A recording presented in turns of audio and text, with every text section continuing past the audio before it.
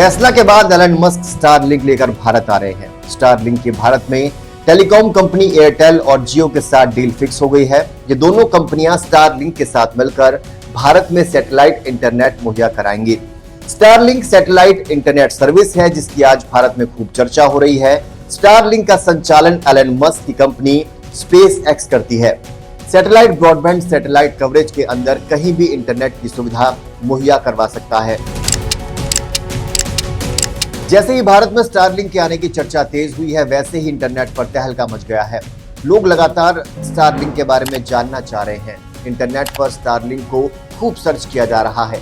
Elon Musk का दावा है कि स्टारलिंक के जरिए वो भारत में एक इंटरनेट क्रांति लाएंगे, जिससे ब्राउजिंग और सर्फिंग करना बेहद ही सरल हो जाएगा।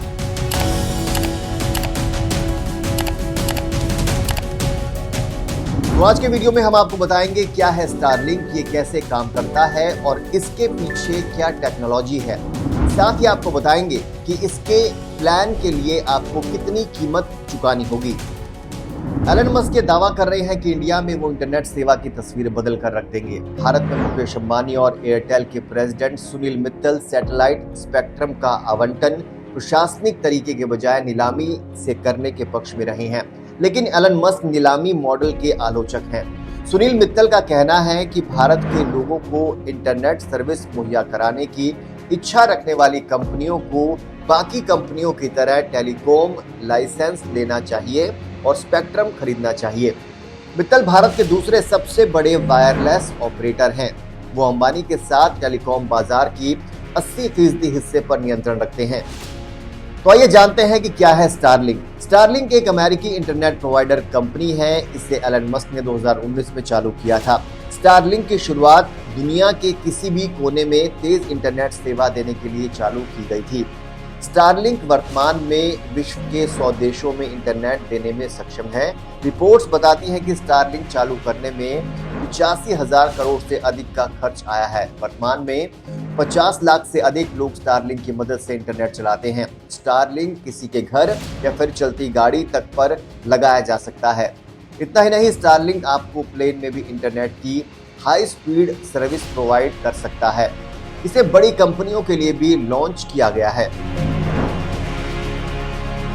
कैसे काम करता है स्टारलिंक आपको बताते हैं। स्टारलिंक के नाम से ही लगता है कि इसका संबंध तारों से है। असल में स्टारलिंक सैटेलाइट के सहारे काम करता है। स्टारलिंक के हजारों सैटेलाइट पृथ्वी की निचली ऑर्बिट में स्थापित किए गए हैं। ये सैटेलाइट पृथ्वी से लगभग 500 किलोमीटर ऊपर स्थापित हैं और लगातार पृथ्वी का चक्कर लगाते रहते हैं। वर्तमान में इन सैटेलाइट की संख्या लगभग 7,000 है। स्टारलिंक की इंटरनेट सेवा लेने के लिए इसकी किट लेनी होती है। इसमें सबसे प्रमुख इसका एंटीना है। ये आपकी DTH यानी डिश जैसी छतरी होती है। सफेद रंग की ये छतरी आकार में चौकोर और पिज्जा के डिब्बे के आकार का होता है। इसका उपयोग करने के लिए इस एंटीना को सैटेलाइट की तरफ किया जाता है।